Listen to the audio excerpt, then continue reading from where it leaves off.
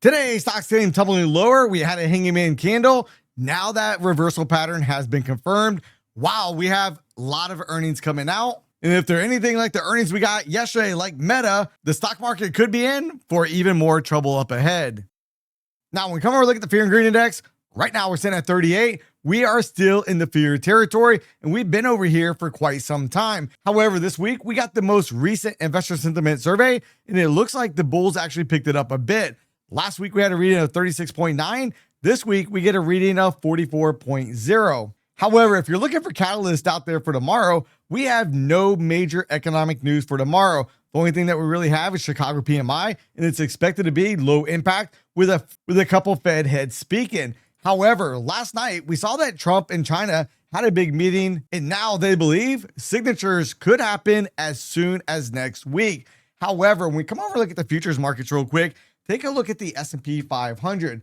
Last night, what do we see? We saw the market running up, spiking, making new all-time highs. Now, it wasn't just the S&P 500 either. Look at the NASDAQ last night during Asia. Rocket ship, rocket ship, rocket ship. And then as soon as the meeting was over, Trump is departing in his limousine. And once they said the plane has started to leave, boom, we got that move on the way down. And the best thing that we had all day long was a little bit of sideways, but for all in all, it tended to be quite the bearish day out there. And like I alluded to earlier, S&P 500 is dragged down by Meta and Microsoft, but the Dow gains. However, that story is a little bit old because if we come over real quick and we take a look at the DIA real quick, the diamonds, notice we saw the diamonds trying to spike up, and look at the selling pressure within this candle. We have quite a large wick on here. Now, keep in mind, we've had several gaps up over the past couple days, and now the market's about to come down and start trying to fill in some of these gaps. However, that doesn't mean the rally is entirely over,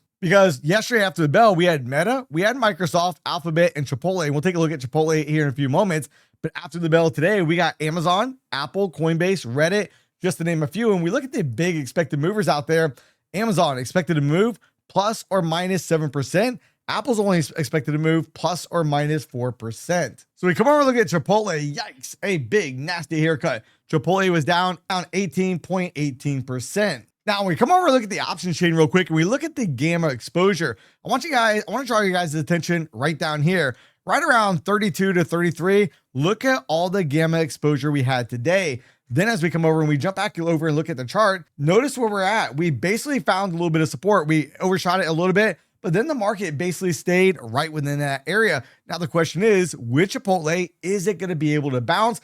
Chipotle already had a major gap over here. If we now look from all-time high down towards the low, we can see Chipotle has dropped over 50% from the high to the low. We come over and look at Meta. Meta had earnings out. Yikes, a nasty haircut as well. It was down 11.33%. Now, if Meta is indeed going to bounce, here's going to be some levels we're going to want to watch. We want to go ahead and draw this out. And this is going to be candle wick to the candle body. If we start to bounce up anywhere from about 689.77 up here to 706.41 would be a logical area for Meta to go ahead and bounce. Now, we come over and look at the gamma charts real quick. Does that kind of correlate with Meta? Well, we can see right here, we do have some positive gamma up here about 750, but down here, anywhere from 680 all the way down to 650, we have a lot of gamma exposure. And like I said a few minutes ago, Meta right now is trading at 666. When we come back over here and we look at that chart, we are actually right in this. If this starts to give way, that could actually open up the door to much lower prices out here in Meta. Now, today we come over and look at the dollar index rocketing on the way up. And with the dollar rocketing up, what do we think gold did out there? We come over and take a look at the precious metal gold. Wow, gold also was up for the day. Now, on the 4-hour chart, I was really expecting gold to come down towards the swing point once we broke the white line. But now we can see gold is once again on the move up higher.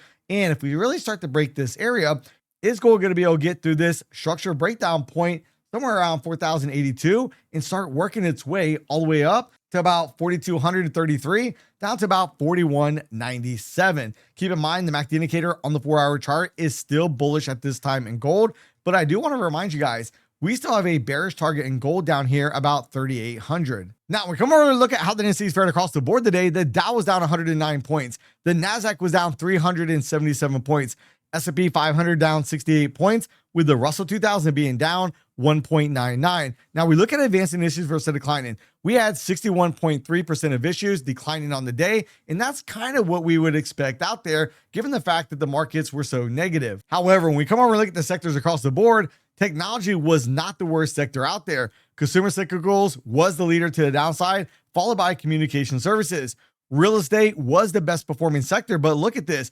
In comparison to the down sectors, it is not even close. So now when we come over and look at the SPY real quick, we have that hanging man candle. Today we confirmed it by going ahead and not only breaking below that candle, but also closing below it. But I want to caution you guys real quick.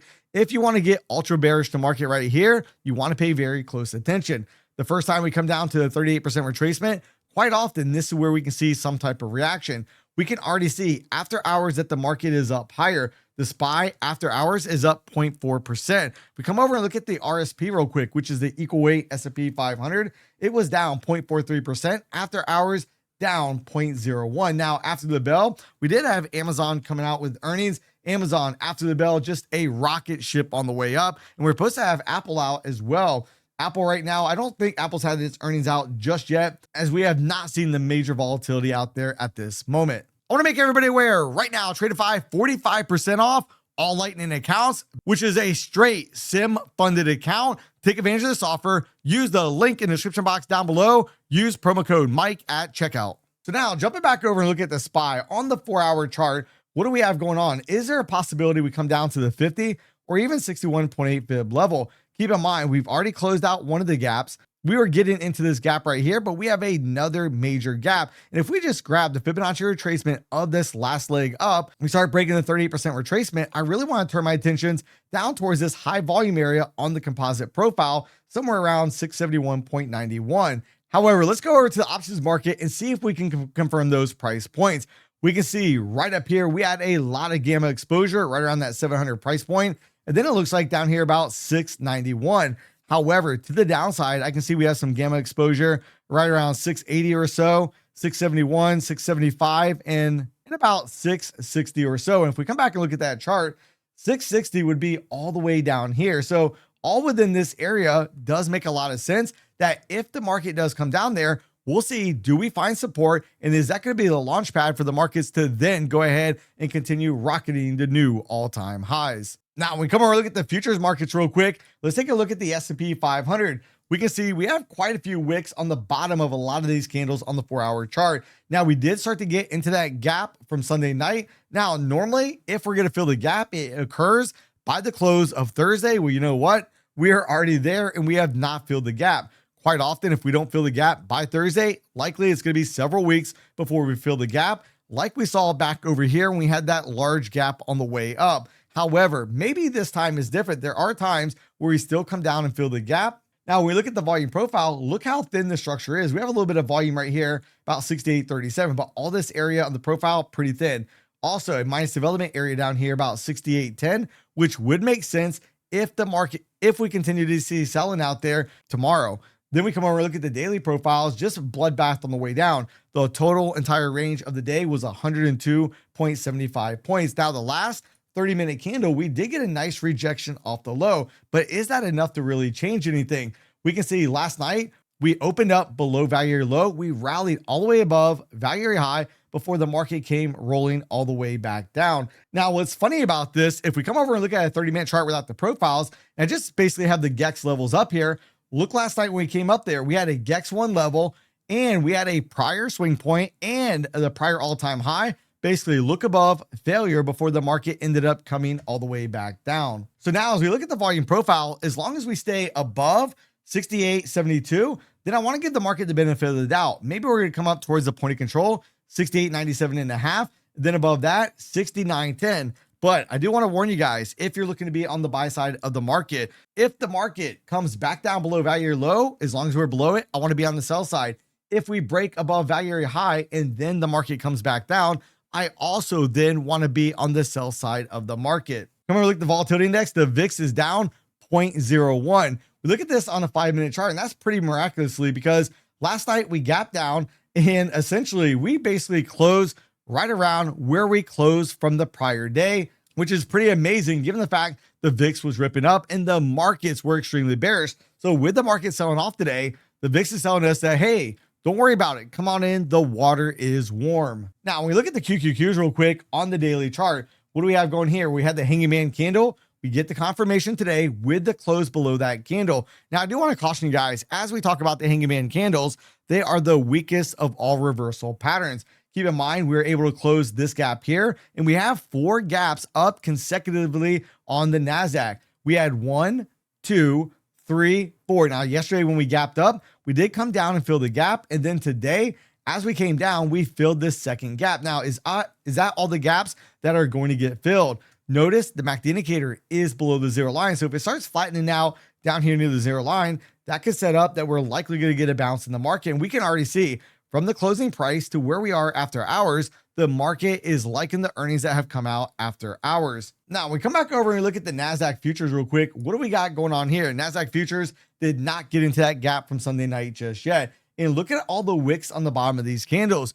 Is this nothing more than setting the bears up for another trap to run all-time highs? Keep in mind, we have several minus development areas on the profile that I think we see further weakness in the market's likely to trade down towards those levels.